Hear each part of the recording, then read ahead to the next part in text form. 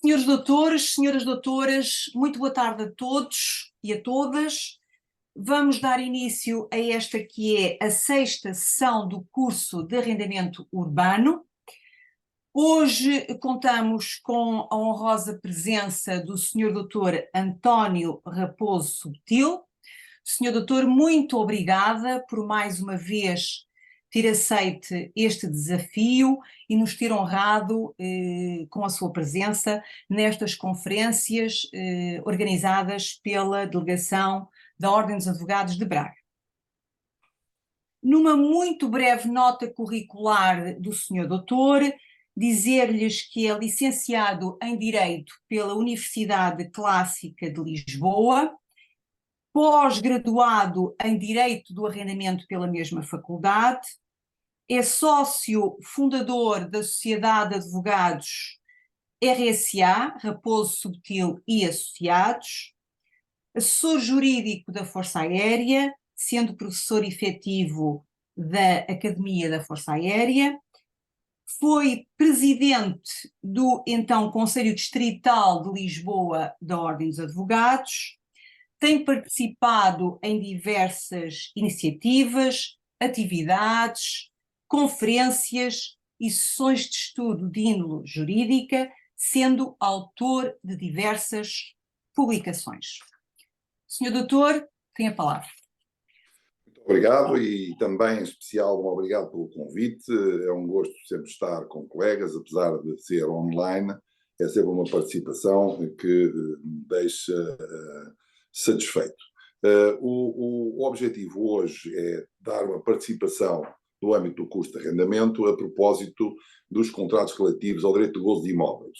Eu ensaiei este tema há uns anos num congresso de arrendamento e depois verifiquei que o tema tinha fertilizante suficiente para poder dar alguns frutos, como hoje vou tentar demonstrar em face das dinâmicas recentes a propósito da habitação ou mais contrato ou menos contrato. Mas deixava só um enquadramento base, sendo que o texto do guia ou o guião da minha apresentação foi distribuído a todos para evitar os slides e para permitir ter aqui, penso eu, uma fluidez no diálogo, ou pelo menos na apresentação maior, deixando um espaço no final para algumas questões que venham a ser colocadas e poder explicitar algumas ideias. Mas dizia eu, como enquadramento geral, dar-vos nota que em 2019, em fevereiro de 2019, houve uma reforma muito significativa do regime do arrendamento urbano, através das leis 12 de 2019 e leis 13 de 2019, não vamos aqui entrar em detalhe, mas aqui que tocou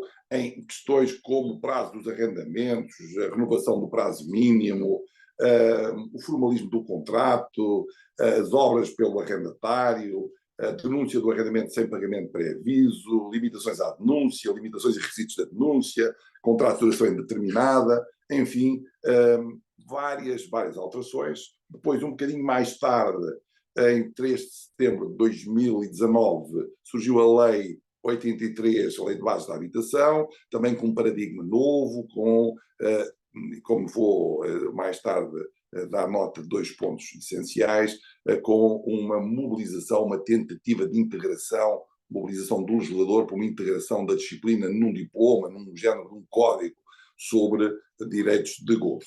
Mas, para não haver dúvidas quanto à designação de contratos sobre direitos de gozo de imóveis, nós tivemos na pandemia 2 leis, a Lei 4C de 2020, 6 de abril, e também a Lei 2A de 2020, 18 de março, que estabeleciam, nomeadamente, num dos preceitos, a propósito das moratórias, dizia ou outras formas contratuais de exploração de imóveis. Isto era, naturalmente, uma vertente não habitacional, e no outro diploma, na Lei 4C, referia logo no âmbito que o Presidente apresentei, estabelece o regime excepcional para as situações na memória do pagamento, e depois diz o número 2, o disposto da presente lei é ainda aplicável, com as necessárias adaptações, a outras formas contratuais de exploração de imóveis.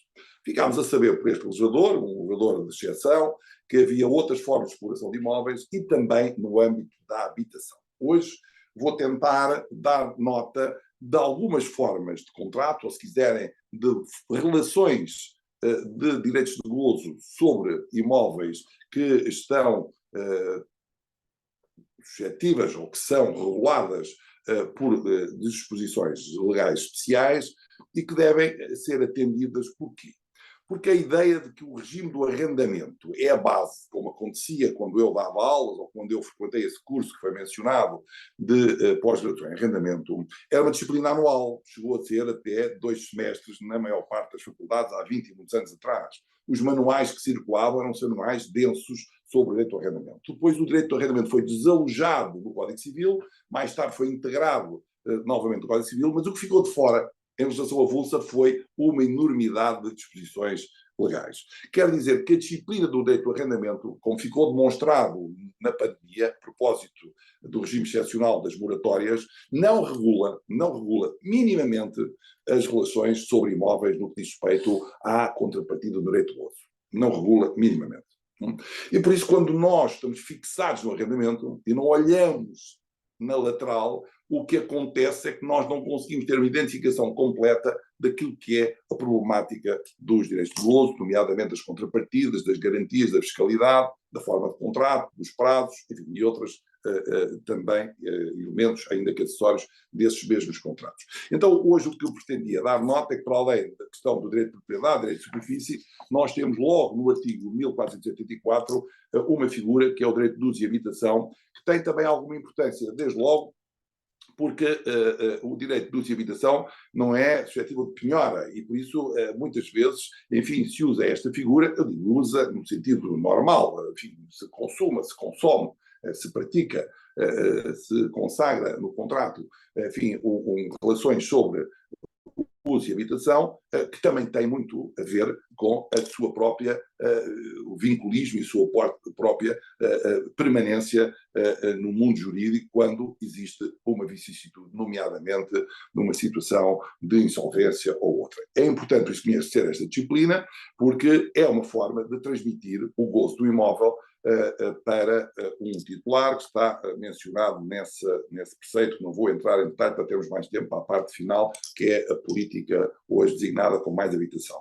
Outro regime específico, o direito real de habitação periódica. O direito real de habitação periódica, que está no Decreto-Lei 275/93, é também importante, porque na Madeira existe um conjunto de pessoas que usufruem de apartamentos, de suítes em hotéis, sobre esse regime, de forma permanente. Já lá vivem, já lá estão, já tiveram filhos, já se desenvolveram, ou agora estão acamados, e por isso as vicissitudes, que é a necessidade de despejo e a proteção da família, a proteção da residência, também pode ocorrer em direitos reais de habitação periódica. Em Portugal não é tão comum assim, ainda existem alguns apartamentos turísticos sobre esta figura, mas não muitos, mas no caso da Madeira é significativo, e o que, digamos assim, diz a lei que podem constituir-se direitos reais de habitação periódica, limitados a um certo período de tempo do ano. O que acontece é que depois se pode regulamentar que o único período é uma semana por ano para permitir, digamos assim, como se diz, a revitalização do espaço.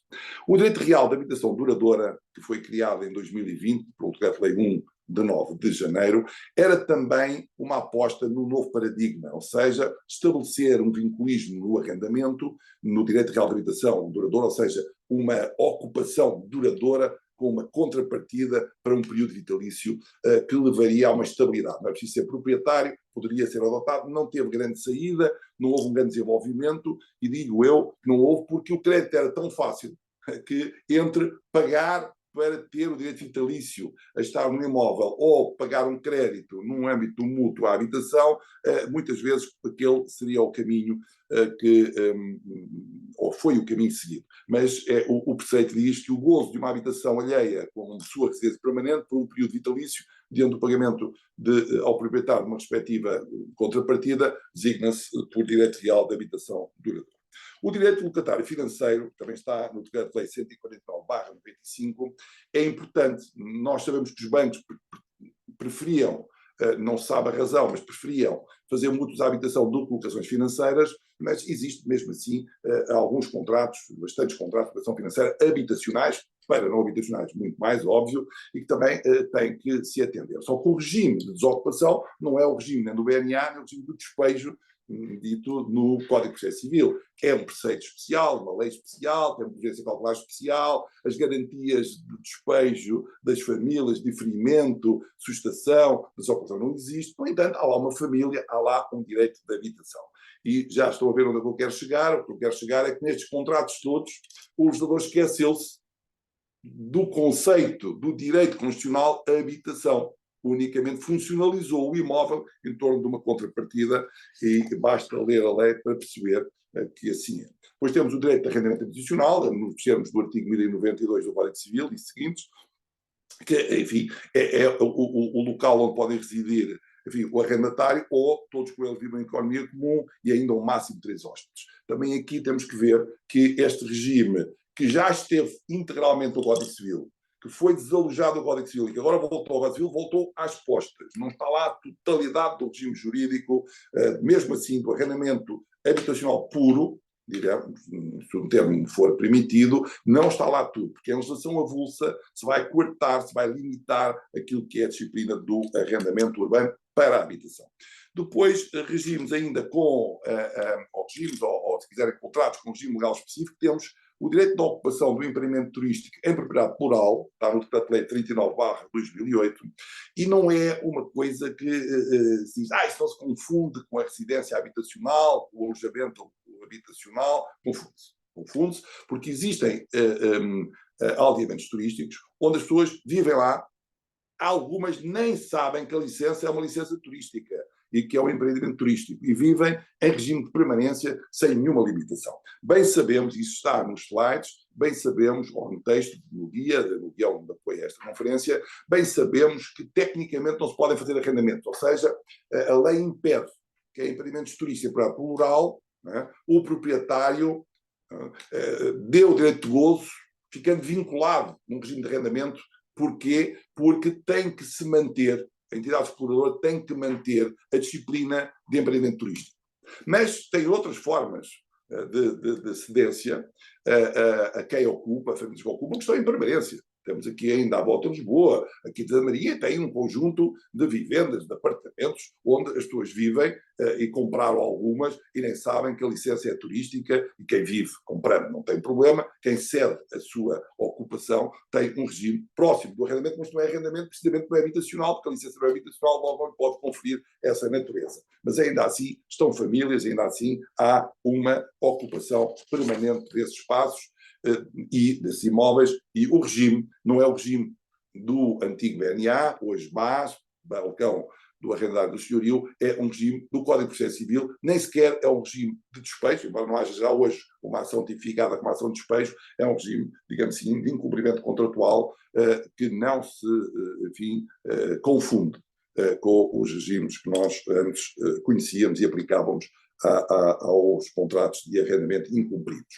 Também está referido no artigo 45, que é a exploração de unidades de alojamento, e depois poderão ver com maior, enfim, detalhe este regime.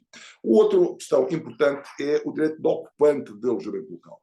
Diz, mas isso é, o alojamento local é a base, é um estabelecimento, e por isso o alojamento, ao abrigo de uma licença de alojamento local, não é residencial, não é habitacional. Bom, nós sabemos, e isso na pandemia foi evidente, que muitas pessoas ficaram em apartamentos que estavam inicialmente contratados como de alojamento local e ficaram por períodos longos. Ainda hoje há muitos apartamentos que, tendo uma licença para alojamento local, são arrendados indiferenciadamente, ora em arrendamento de curta duração, ora em alojamento local. E muitas vezes não se confunde. É uma questão unicamente fiscal, é uma questão da formulação, ou se quiserem, da formalização do contrato. E por isso, quando se tem que desocupar alguém, uma família, de um espaço que é habitacional, mas que tem uma licença de exploração como alojamento local, e há um conflito, pergunta antecipada, vou fazê-lo no fim também, qual é o regime processual que se lhe aplica, que regime substantivo se lhe aplica, dado que não há uma formulação quanto ao contrato, quanto aos direitos e aos deveres do contrato, não há uma formulação muito expressa na lei que disciplina o alojamento local. O direito à habitação permanente, ou não permanente, desculpa, ou para fins transitórios, está previsto no artigo 1095, número 3, também é relevante, porque também formam contratos, embora chamados de habitação não permanente, muitas vezes os contratos para fins transitórios ocorrem, e até ocorrem com uma permanência que depois, na carência hoje habitacional que existe, se transforma em residência permanente. E se houver um conflito sobre quem ocupa um imóvel e ocupa, suportado no regime do artigo 1095, número 3, qual é, enfim, a sanção para o incumprimento? Qual é o procedimento judicial para implementar essa desocupação, esse dito despejo em sentido amplo que terá que ocorrer? Não é, com certeza, o regime do arrendamento habitacional.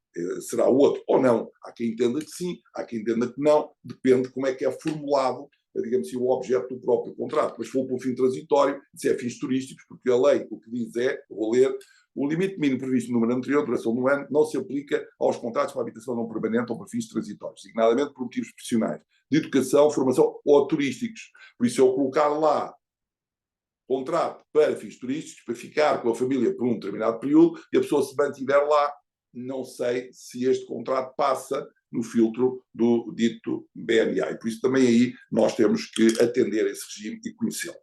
Regimes sem, ou direitos, se quiserem, contratos sem regime legal específico. O direito de habitação por indicação da empresa arrendatária, isto é uma interpretação que eu tenho, há quem entenda que é um arrendamento habitacional, eu entendo que não, que é a situação dos arrendamentos corporativos, ou seja, é o arrendamento, o imóvel é habitacional, é arrendado a uma empresa, diz que é arrendado a uma empresa sem nenhuma menção, e a empresa usa o imóvel para a instalação de seus funcionários, seus colaboradores, quer permanentes, quer alguns estejam em trânsito.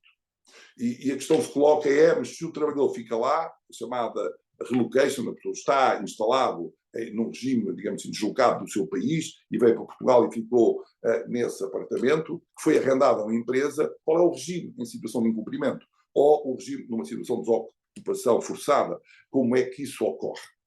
Diz, mas o apartamento é habitacional, faz o contrato com a empresa, ele é habitacional, mas as empresas não têm a condição de exercer pleno o FII habitacional. Quanto muito é comercial, porque a empresa subarrendaria aos seus colaboradores, ou cede como um direito próprio complementar à sua remuneração, contrapartida, benefício remuneratório. Então aí ainda seria oneroso, mas não habitacional, porque a empresa não tem condições de habitar. Se disser lá que é para o diretor tal, aí pode ser um contrato de outro terceiro, ainda é habitacional, mas se não disser o nome da pessoa, como é que ela, se houver um despejo, exerce os seus direitos de suspensão ou sustação para efeitos do cumprimento de uma execução judicial? E por isso também este regime é um regime importante. Hoje significam milhares de fogos. Uma empresa em Portugal tinha mais de 1000 apartamentos arrendados sob esta forma corporativa, ou seja, arrendamentos em que o arrendatário era uma empresa. Nós não estamos a falar de coisas, digamos assim, de exemplo de faculdade, estamos a falar de coisas que no dia-a-dia, na nossa vida como advogados, surgem, e por isso é preciso entender que regime se aplica no momento de incumprimento. Também o direito de habitação colaborativa, que é um regime próprio que a Lei de Bases estabeleceu, não está hoje, naturalmente, muito incrementado, não existem muitos casos, mas ainda assim vale a pena ver, está no artigo 51 da Lei de Bases da Habitação e realmente penso eu que pode ter interesse passar de vez em quando por aí e perceber que também é um regime novo. O direito de alojamento incluído na prestação de serviços também é um regime próprio, acontece com os caseiros, em herdades, em montes, em ocupações dessa natureza, em que há uma prestação de serviço e um direito ao alojamento. O regime dos porteiros, penso que ainda está em vigor, pelo menos dizem que sim, era uma portaria de 1975, 15 de maio, há quem diga que não está, mas quanto muito é um contrato atípico e muitas vezes celebra um contrato com alguém, prestação de serviços para tomar conta da residência, e depois tem um anexo e diz, e com o direito ao alojamento, qual é o regime, não se aplica com certeza o regime do Código Civil, do regime do arrendamento urbano, então não se aplica o BNA, não se aplica os direitos sobre aqueles que, habitando, podem precisar de os exercer. O direito à hospedagem familiar, que está no 1093, número 1, a linha B, número 3, sendo um contrato atípico, também é um direito de gozo não de direito real de gozo, mas um direito de gozo sobre um espaço, sobre um imóvel, e onde há uma contrapartida, um pagamento de uma retribuição, e este regime fica um bocadinho à margem do regime do arrendamento. A análise que eu agora pretendia sintetizar, e isso também está no guião da apresentação, é, então, quais são os elementos que nós devemos considerar. A questão que eu coloco é elementos a considerar nos contratos em causa que têm por pressuposto a possibilidade de existir uma ocupação ou utilização, gozo efetivo do imóvel para residência familiar, que permite considerar o fim do imóvel como habitacional. Ou seja, o que é que permite considerar o fim do imóvel como habitacional, não é? Quando está em causa o gozo efetivo do imóvel. Há muitos colegas que dizem, mas o gozo é o arrendamento. A lei não trata disso. Posso dizer que na portaria 176 de 2019, de 6 de janeiro, que fixa as rendas dos arrendamentos acessíveis, o que o legislador diz é preço da renda por alojamento aplicável. Chama alojamento. Não chama residência, não chama habitação, chama alojamento. Bom, porque também se aplica quer à habitação familiar, quer à habitação estudantil, por exemplo. O conceito que nós às vezes associamos, habitar, é o termo. Não, pode ser ocupar, pode ser usufruir, pode ser utilizar. Então, quais são os pressupostos que nós identificamos num contrato para ter a conclusão de que é um imóvel de uso habitacional e na base disso está um contrato que pode não ser arrendamento? Primeiro, o prazo. Todos os que eu referi têm um prazo. A lei nos diz uma coisa, nos diz outra, na locação financeira estabelece um prazo, no alojamento local também estabelece um prazo, há quem diga que até um mês pode não ser, a violação do prazo não gera a nulidade do contrato, unicamente pode gerar um efeito fiscal e não um efeito substantivo no próprio contrato, e por isso o prazo temos em todos. As contrapartidas, todos. Não estamos a falar de comodatos, estamos a falar de contratos onerosos. Pode pagar uma renda mensal, pode ser semanal, pode ser trimestral, mas tem uma contrapartida. O legislador chama preço. O legislador hoje, o legislador recente, diz preço da renda, não diz o valor da renda, ou preço da contrapartida. Portanto, isso está na lei. Não somos nós aqui a figurar isso. A própria lei o estabelece. Depois tem os direitos do titular do direito de gozo. Quais são as garantias? O titular desse direito de gozar a coisa tem que direito? O que é que pode fazer? Pode ficar lá durante o período do prazo, pode mudar a mobília ou não, pode fazer obras ou não pode fazer obras. Isso também acontece no arrendamento. Por isso, não há nada de especial em nenhuma destas formas que eu apresentei que não coincida, que não possa ser disciplinada num contrato de arrendamento. Depois também isto não diferencia.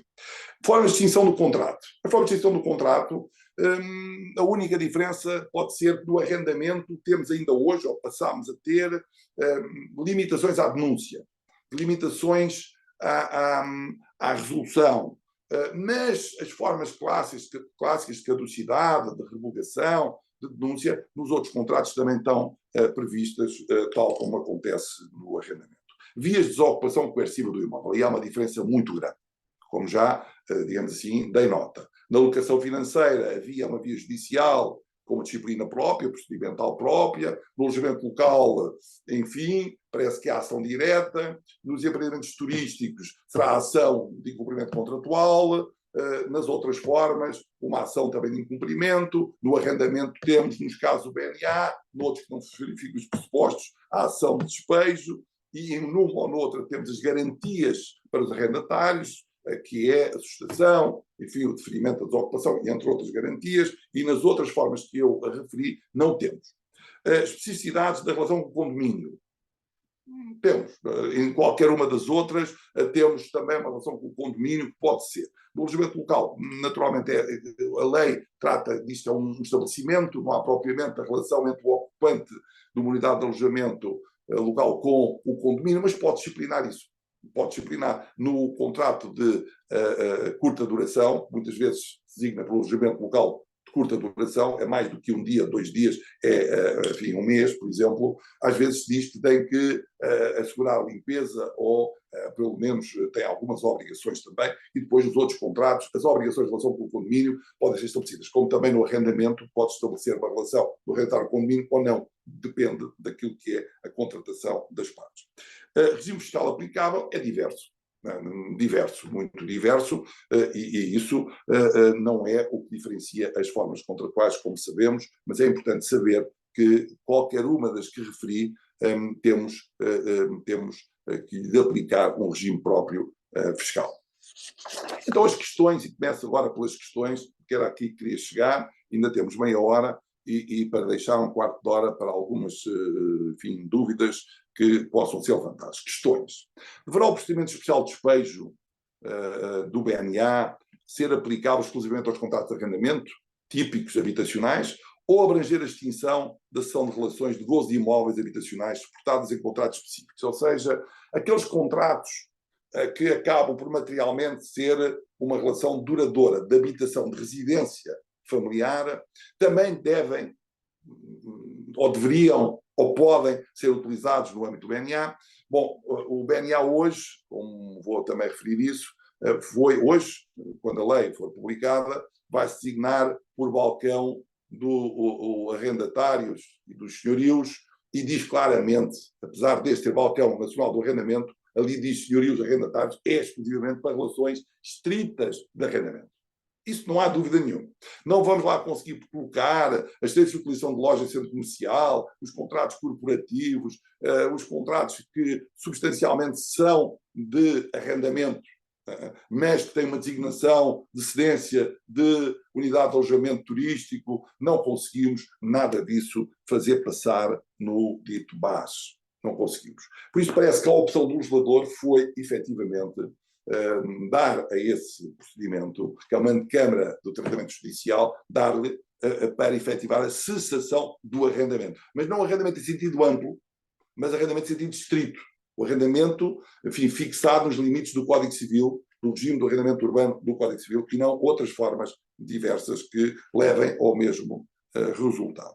Deverá a suspensão e o deferimento da desocupação do imóvel arrendado para a habitação, está nos artigos 15M e 15M do NRAL, ser aplicável exclusivamente às relações de despejo suportadas em contratos de arrendamento habitacional?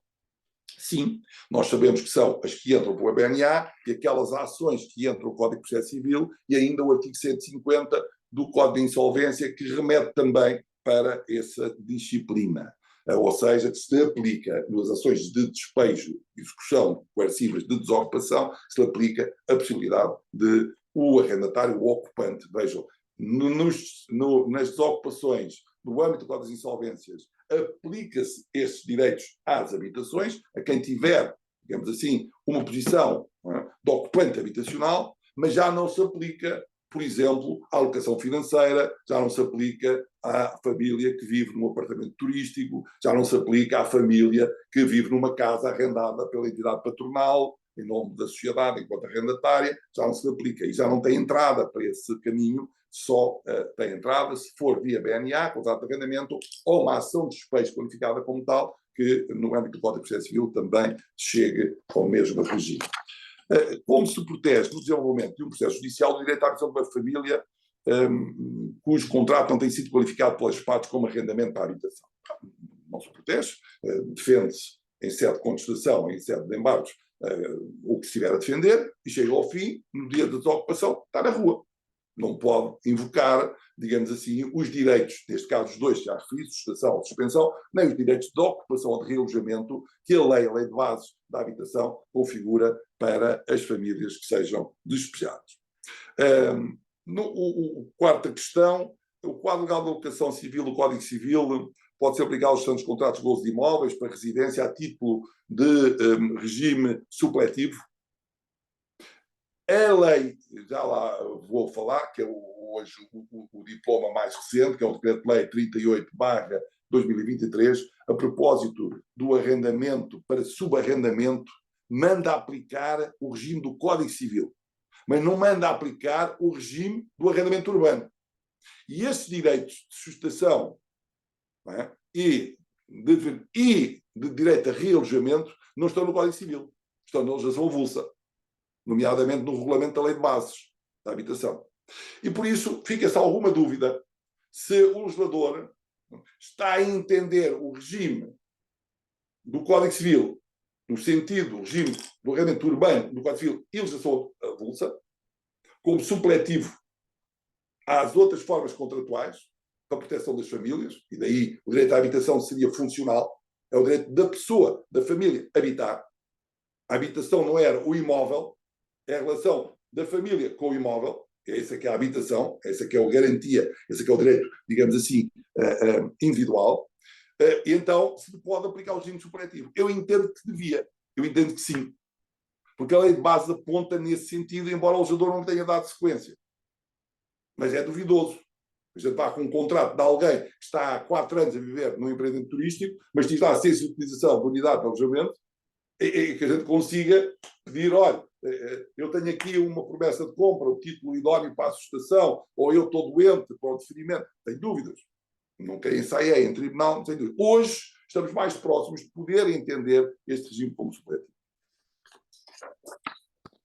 Quinta questão. As garantias de estabilidade da habitação de residência familiar numa execução judicial devem ser as mesmas, independente da forma contratual adotada pelo titular do direito. Isto foi feito, esta pergunta fila, antes da lei de bases. A lei de bases saiu, vamos dizer que sim. A lei de bases diz que sim. Não é? As garantias são para as famílias e para aqueles que ocupam. As garantias não são para os contratos, não são para a posição no contrato, mas para as famílias. Vamos ver. Mas não há essa prática. A prova que não há essa prática é que a lei de bases e o seu regulamento não alterou, por exemplo, o regime da alocação financeira. E na alocação financeira não há condições de pedir o diferimento ou o realojamento. Mas é um financiamento sobre a compra do imóvel. O financiamento da compra do imóvel, porque é que não há de ser equivalente a um arrendamento? É só por ter uma componente de financiamento? Então ainda devia ter mais garantias, digo eu. Bom, mas por isso a lei não mudou. A lei apontou para ser regulamentada, a lei de bases, neste sentido, mas a regulamentação que o legislador fez não concretizou essa orientação. E depois, por fim, e já vou terminar para passarmos à fase do mais habitação, a substância da relação jurídica de gozo efetivo e permanente do imóvel se deve prevalecer sobre o tipo contratual. Bom, nós temos um regime no arrendamento que é houve consentimento do senhorio, considera-se que o prazo é isso. Pronto, nós temos, enfim, no âmbito do arrendamento, não é? Nós temos que a situação material de arrendamento, de custo do prazo, que não foi objeto de denúncia, e presume-se, temos aquelas normas protetoras, não sei, de garantir a estabilidade da relação de arrendamento no âmbito do Código Civil, mas não temos nenhuma situação, pelo menos da jurisprudência que eu pesquisei, que se diga, apesar de terem chamado este contrato de prestação de serviços, falou de uma empresa do T2, da Rua Tal, onde está uma família, considera-se que é uma relação de arrendamento. Ou seja, substancialmente é uma relação de arrendamento. Está lá a gozar, tem uma contrapartida, está lá em permanência. Ou o alojamento local. Foi cedência, alojamento local. Já lá está há 6 meses. Presume-se que é um arrendamento. Não diz a lei. A lei diz que em princípio até um mês, mas não diz. Se for mais de um mês, se presume que é arrendamento. Certo? Antigamente, quando não havia contrato escrito, presumia-se arrendamento. Será que nestes casos, nos outros contratos, a relação substantiva deve prevalecer sobre a forma que se deu ao contrato?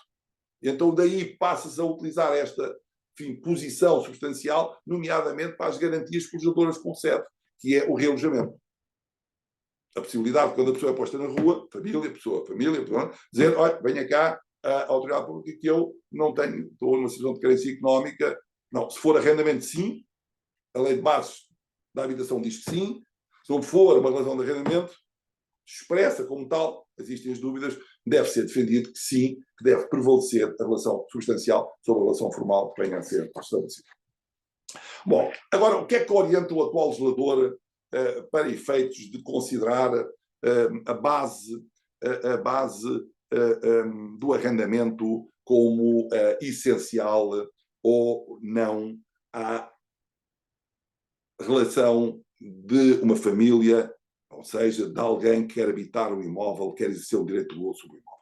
A Constituição da República Portuguesa, no artigo 65, estabelece que o Estado fomenta a aquisição ou o arrendamento.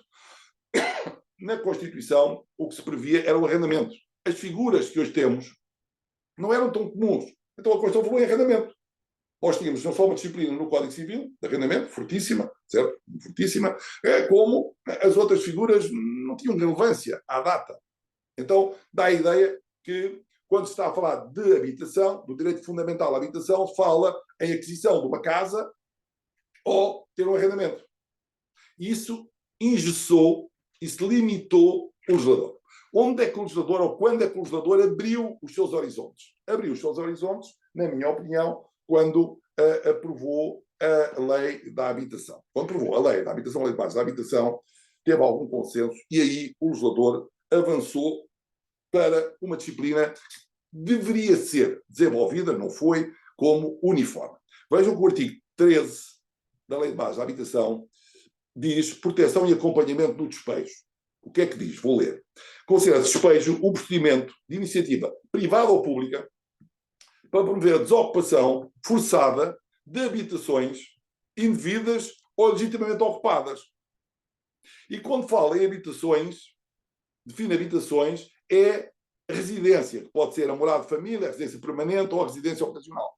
Por isso, o que o legislador, na lei de base da habitação, quis proteger foi a posição de uma família, de uma pessoa, que estando no imóvel, reside nele, no sentido de tem o seu núcleo familiar, os seus interesses, o seu alojamento nesse imóvel. E se for retirado, se houver necessidade de o retirar lá, se houver necessidade de despejar, então esse despejo considera-se que é um procedimento para entidades públicas e privadas, visando o quê? Visando a desocupação, porque há uma ocupação indevida ou ilegítima. Não fala na extinção do contrato de arrendamento, não fala na cessão da relação de arrendamento. Diz unicamente que é para desocupar, de forma forçada, habitações, imóveis, que tenham sido ocupados ou que estejam a ser ocupados indevida ou ilegitimamente. Aí vem a questão contratual e outras ocupações, sem ser na base do contrato, possam ocorrer. Isso é muito importante. E depois dizia que o legislador deve desenvolver, em 180 dias, o regime do procedimento de despejo, que não o fez. Fez agora este lifting ao BNA, passando a ser balcão dos arrendatários senhorios, sem mais.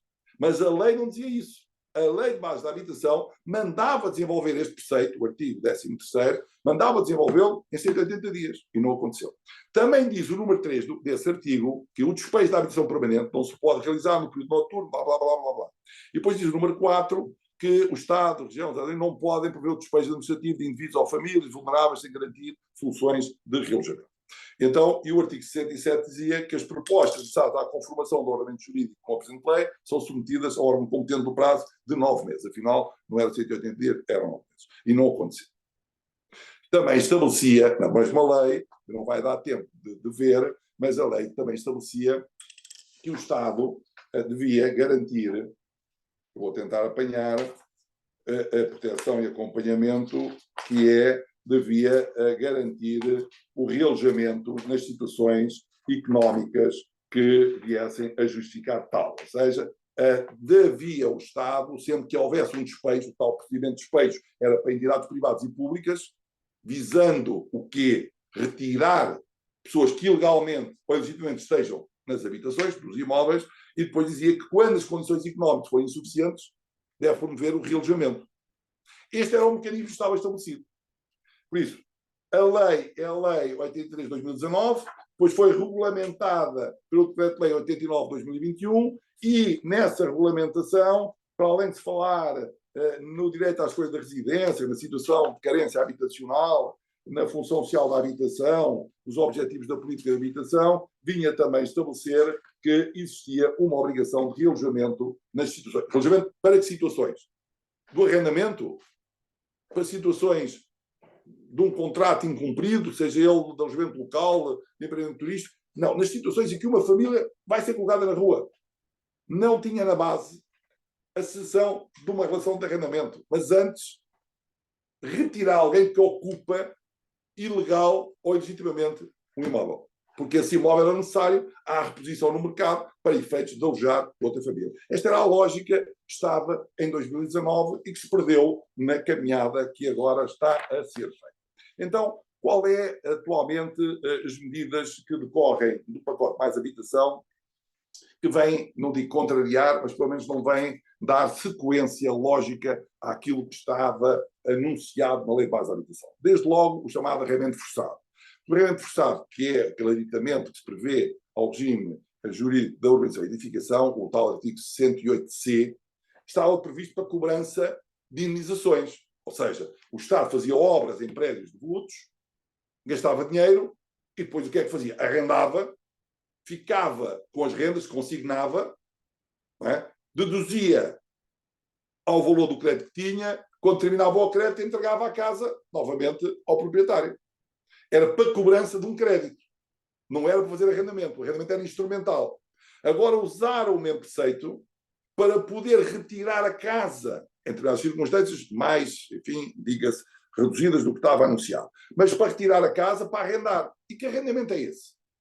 Se ele não suporta, não está consignado à renda, um crédito. Que arrendamento é? É no regime do Código Civil? É um regime especial? Esse arrendamento, pois, é objeto de despejo, se houver incumprimento por via administrativa ou é por via do BAS. Por isso, veio-se criar uma figura de arrendamento completamente anómala dentro daquilo que era a disciplina base que nós tínhamos e conhecíamos. Porque não se diga que já lá estava previsto, porque lá estava previsto era a possibilidade de vender para pagar o crédito ou de arrendar para pagar o crédito. Crédito que era do Estado. Agora não, o Estado não tem crédito nenhum e arrenda em seu nome, não, arrenda em nome do proprietário, mas cobra a renda e entrega ao proprietário.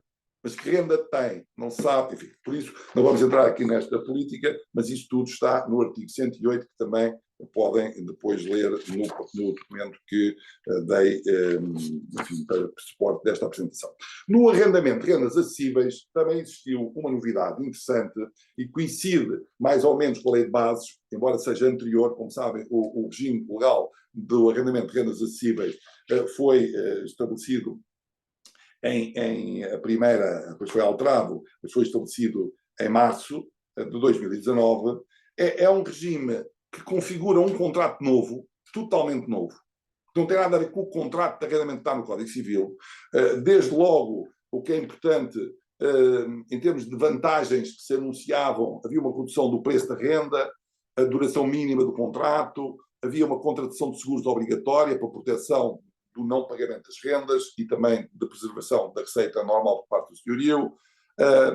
Exigia-se uma taxa de esforço mínimo, ou seja, nem todos podiam ser arrendatários nestes contratos, tinha que ter uma taxa de esforço mínimo, um rendimento mínimo, enfim, e tinha uma finalidade para residência permanente ou para residência temporária de estudantes. O objeto, nesta lei, dizia-se que era o alojamento em condições mínimas, estabelecidas na portaria que ainda há pouco referi, que é uma portaria que fala em alojamento. E nós estamos a falar de arrendamento habitacional para rendas famílias, ou se quiserem, para habitação familiar e estudantil. Este era o diploma que o Decreto-Lei 68/2019 tem uma disciplina muito completa de tudo, dos anexos do contrato, do texto do contrato. Eu pergunto, então se nós temos um regime no Código Civil, se nós temos esse contrato agora, que era um contrato que tivesse sido dinamizado de forma capaz, hoje poderia ser, enfim, uma forma de colmatar a grande limitação que existem, digamos assim, da oferta de habitação, não há dúvida, ninguém duvida, tinha também benefícios fiscais significativos. Não houve, foi uma política de fomento da, enfim, celebração deste tipo de contratos, porque eles estavam mais do que garantidos. Existe um diploma que regula os seguros. O risco aqui para o senhorio era reduzidíssimo, só que na altura era fácil o crédito à habitação, ainda era fácil, e também era aparentemente, enfim, otimista a possibilidade de arrendar casas em 2019. Depois veio a pandemia, depois veio a lei de base da habitação, depois acabou a pandemia e agora descobrimos que havia um alçapão onde este contrato dificilmente pode ser implementado. Mas é um contrato à margem do regime do Código Civil, à margem do regime do novo regime de arrendamento urbano. E por isso é bom que se tenha isso em devida atenção e também temos que atender que não há uma disciplina processual, não há uma norma processual, não há, enfim, a certeza de que se estes contratos são executados também no via do BAS ou têm que ser executados no âmbito de uma ação normal de despejo do Código de Processo Civil. Esta é a primeira novidade. que já referi. A outra novidade é o arrendamento corporativo, ou cooperativo, no caso é cooperativo, que a lei vem estabelecer, uma alteração que está prevista na lei, não sabemos se está a haver um resultado, mas é um contrato novo. O Código das Cooperativas já previa o arrendamento do inclinato, ou inclinato, que nem era arrendamento, dizia-se contratos de inclinato, estava previsto, também era um regime próprio, não estava no Código Civil, também era à margem, mas agora aqui vem-se densificar um bocadinho esse regime, tem um conjunto de artigos e por isso tem que ser tratado de forma autónoma. E mais recentemente, já depois da Lei de Base e ainda antes da publicação desta Lei mais Habitação, porque foi por decreto-lei passou ao veto do seu Presidente, tem a ver com o decreto-lei 38/2023, onde se estabelece um arrendamento de longo prazo para reabilitação, está previsto no artigo 13 do decreto-lei 82/2020, que foi alterado por esta disposição, em que diz que o Estado pode ceder em arrendamento para reabilitar um arrendatário, estabelece as condições da renda, as condições de amortização da renda, por isso também tem aqui uma disciplina própria. Por isso, um dia que a gente recebe o nosso cliente, no nosso escritório, um arrendatário, temos de lhe perguntar, desculpe lá, mostra lá o contrato, que é para a gente ver se é o do Código Civil, se é este que eu falei do regime especial ou se é este novo de arrendamento para reabilitação. Depois temos também o contrato de arrendamento para subarrendar. O contrato de arrendamento para subarrendar, que vai, na minha opinião, ter uma grande, enfim, e será o único caminho para aumentar a oferta do arrendamento, a outra hipótese, é o Estado arrendar e depois dar de subarrendamento, porque isso dá segurança jurídica na cobrança das rendas por parte dos proprietários e permite selecionar os subarrendatários, que são as famílias com maiores necessidades, e o Estado, enfim, tem que fazer essa intermediação e tem que suportar esse custo. Parece que esse pode ser um caminho de tirar a pressão que o mercado está a sofrer e, enfim, a instabilidade que estamos todos a viver, uns diretamente e outros por aquilo que a gente vê, pelas manifestações, enfim, toda esta insegurança, mas dizia que também aqui, embora a lei estabeleça de forma exaustiva, ainda não estamos a falar disso, e o subarrendamento. Não, a lei estabelece o que é que vai fazer. O artigo 8º diz contrato de arrendamento, diz qual é a duração, qual é a renda, como é que se faz, e depois diz assim, no artigo 8º, número 10. Os contratos celebrados ao abrigo do Presidente da Lei aplica-se tudo o que não contrarie, depois diz, o regime jurídico do arrendamento constante do Código Civil. O que acontece é que o que está no Código Civil já não é nada. Não diz que é o regime do arrendamento urbano, que seria a outra legislação toda, nomeadamente a parte processual, remete para o Código Civil. Mas porquê? Já tem um prazo, já tem as condições de pagamento da renda, de fixação da renda, o que é que está no Código Civil se possa aplicar-se coletivamente. O resto é que não trata, não é? Depois, fala nos contratos sobre arrendamento, diz a mesma coisa, aplica-se o regime, que é no artigo 11, o regime constante do Código Civil. Também já não diz o regime geral do arrendamento urbano. E o contrato de subarrendamento que vai ser feito pelo Estado aqui também não diz se está subordinado ao regime do despejo administrativo ou está subordinado ao regime de comum. Não diz.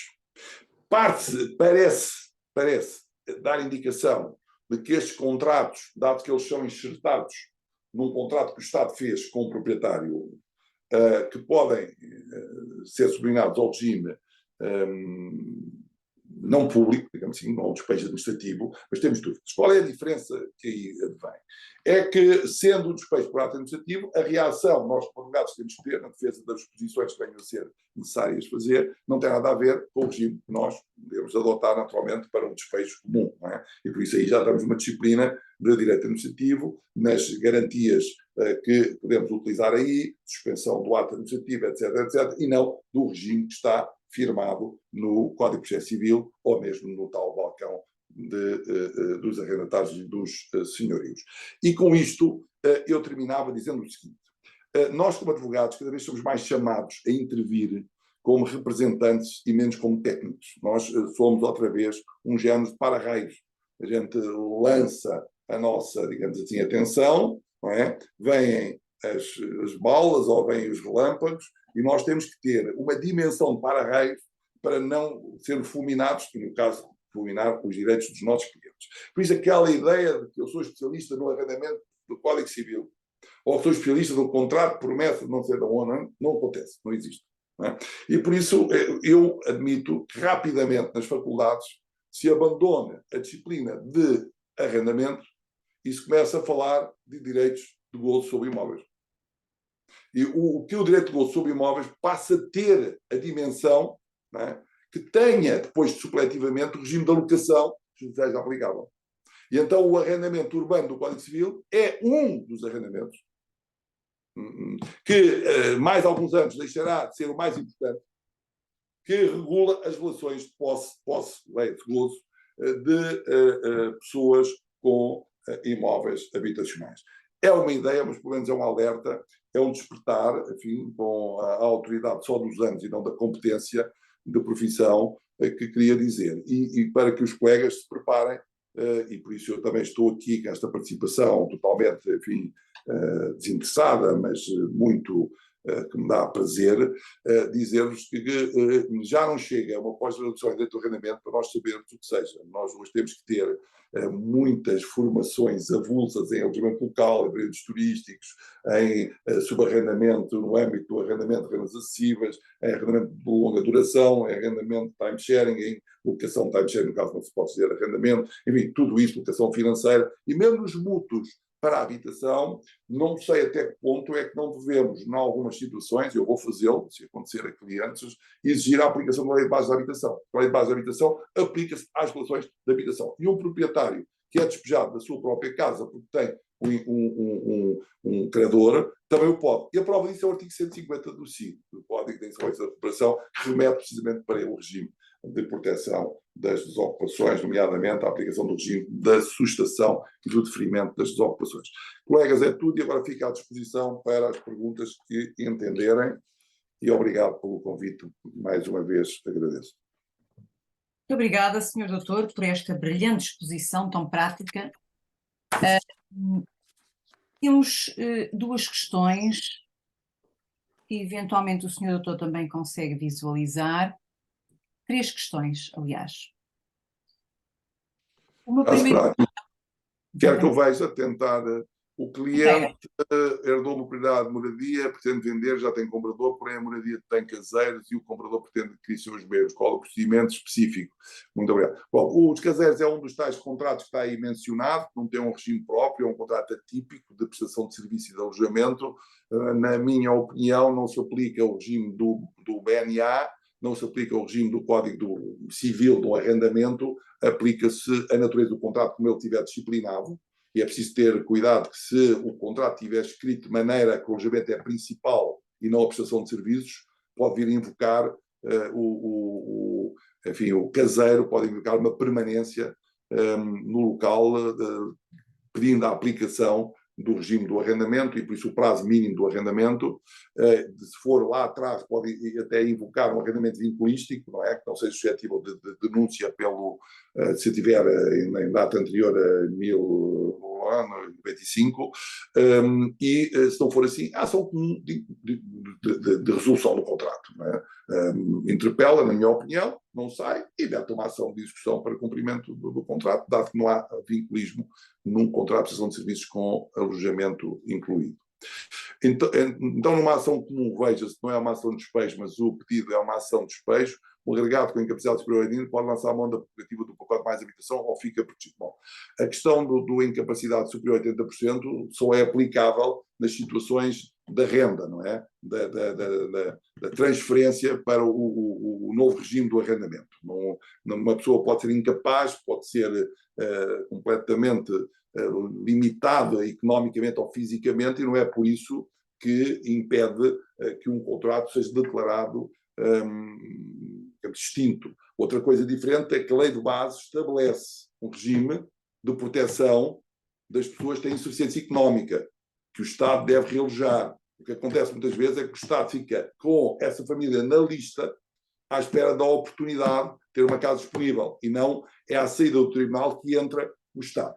A própria lei, agora mais habitação, estabelece que é obrigatório o tribunal comunicar às autoridades públicas, sempre que esteja em causa um despejo, para que ela aprecie, digamos assim, se é uma situação de carência económica ou não. Mas não é propriamente, diria, uma ficha, eu estou a ser despejado, não tenho salário e o Estado aparece com uma casa para mim. Devia ser assim, mas não me parece que isso vá acontecer.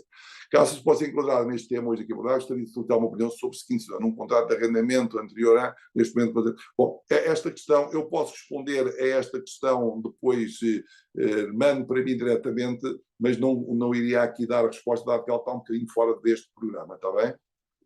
Eu envio ao Sr. Doutor por e-mail. Muito bem. Então Tenho um cliente. o colega fará o favor de enviar por e-mail para a delegação a questão e eu reencaminharei ao Sr. Doutor. Muito bem. Está aqui o colega do caseiro, daí se os caseiros não tiverem contrato. Isso é como alguém que está numa casa, não é? Não tem contrato e invoca uma situação de arrendamento. O Código Civil prevê isso, não é? Não fez contrato. Agora, tem é que demonstrar que está lá, não é? Que está lá para arrendar, que a contrapartida da prestação de serviços era inexistente. Isso acontece muito nos anexos dos montes, das herdades, etc., que a pessoa lá está há 20 anos, não é? Já não trabalha nada para ninguém, está lá sem contrato, mas está lá e paga uma renda. Se for um cumulato, a coisa é diferente, se pagar uma renda, se tiver uma contrapartida, às vezes até faz um part-time e é contrapartida em espécie, pode muito bem ser configurado com arrendamento. Mas já sabe que estas coisas, o colega que fez a pergunta, estas coisas é muito navegar à vista, não é? Tem que se ver como é que do outro lado também há reação.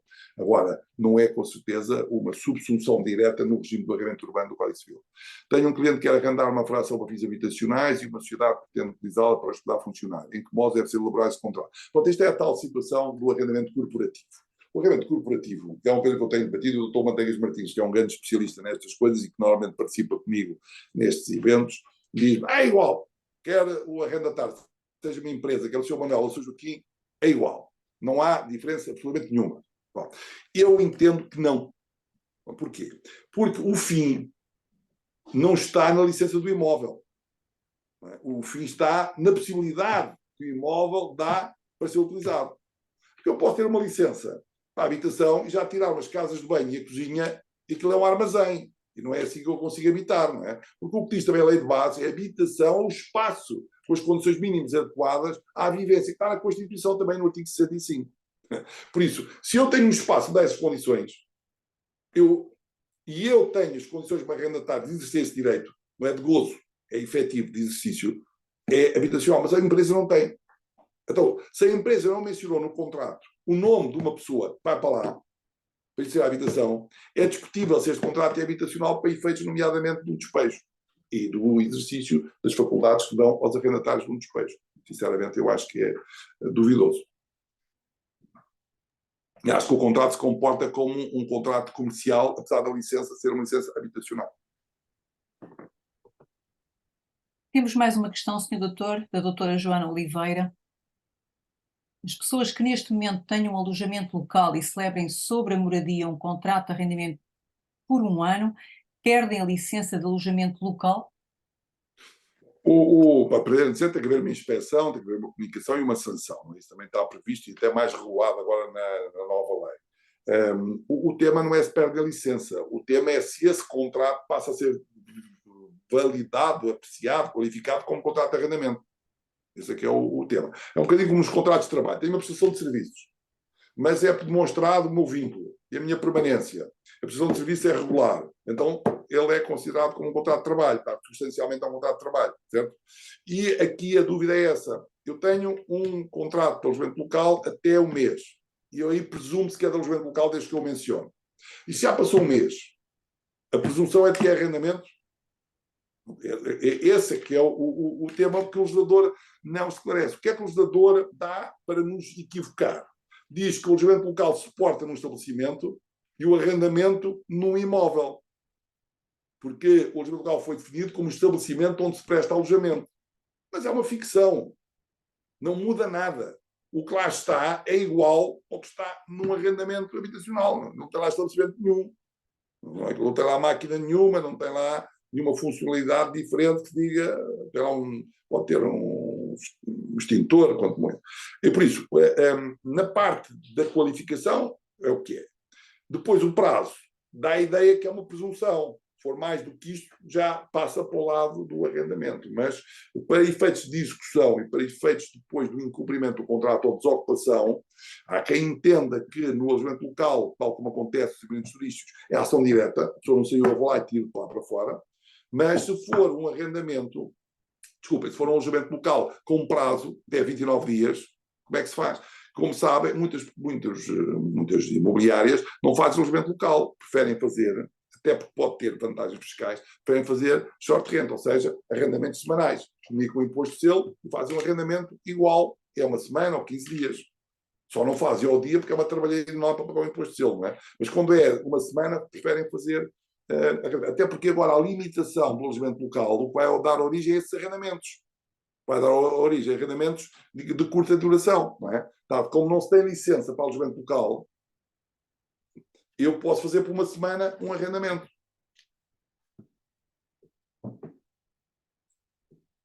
Muito bem, Sr. Doutor, creio que não teremos mais questões colocadas pelos colegas. Renovo os meus agradecimentos por esta intervenção brilhante. Informo ainda os colegas do seguinte: na próxima semana teremos 3 sessões do curso. A primeira no dia 9, às 19 horas, com o professor Dr. Miguel Pestana de Vasconcelos, que nos irá falar sobre o regime insolvencial do contrato de arrendamento. A 8ª sessão no dia 10, às 17 horas, com a professora doutora Susana Fernandes da Costa, que irá abordar a temática das questões fiscais no arrendamento urbano. A sessão número 9, no dia 12, às 18 horas, com o Dr. António Barroso Rodrigues, que irá abordar a temática do prazo inicial do arrendamento urbano e o da sua renovação. Para além destas 3 sessões de arrendamento, a Delegação de Braga da Ordem dos Advogados irá realizar no dia 11, e já não tem a ver com este curso, às 17h30, uma conferência sobre contratação pública no direito do urbanismo, em que serão conferencistas a professora doutora Fernanda Paula Oliveira, o professor doutor Pedro Costa Gonçalves, o professor doutor Licínio Lopes Martins e o doutor Rui Mesquita Guimarães. Esta conferência será moderada por um ilustre colega da comarca de Braga, o doutor Paulo Viana. Senhores doutores, muito obrigada e até breve. Muito obrigada, Obrigado. Sr. Doutor. Obrigado.